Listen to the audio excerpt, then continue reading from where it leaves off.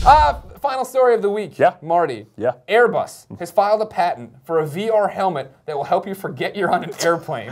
So at first I thought you said Airbuds. Airbud, Okay, the yeah, dog. the dog. You know, a lot of people said, what is he going to do with all that money he made in the NBA championship? Now he's doing Kickstarters and starting up. Also, he died in 1997. Rest in peace. R.I.P. The Airbus patent filing claims to reduce passenger boredom by proposing a headset that offers, quote, sensorial isolation with regard to external environment.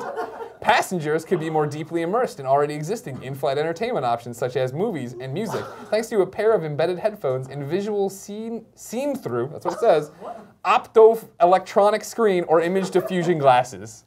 How many Quaaludes was the person on who wrote that? Like, that is like nonsense talk. I refuse to touch the blankets that come on airplanes, let alone like, oh, this thing some guy just had his sweaty ass head in on his way from JFK. Sure. Can you imagine, the unfortunate, circumstance where a plane goes down and all you find is thousands of charred bodies inside of these shame helmets. Like, is that he died as he lived inside of a shame helmet? Yeah. There are mini airbags in it though for turbulence. For turbulence, so when you're in turbulence. Why does any of this exist?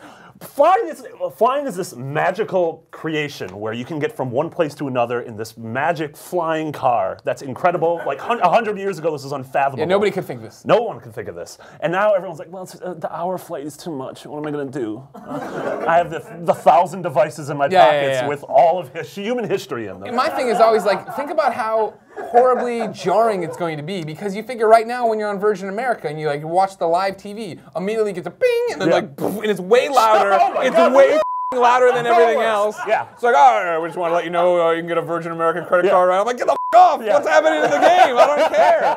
Like, you're gonna be in the middle of this like cinematic experience, like, yeah, and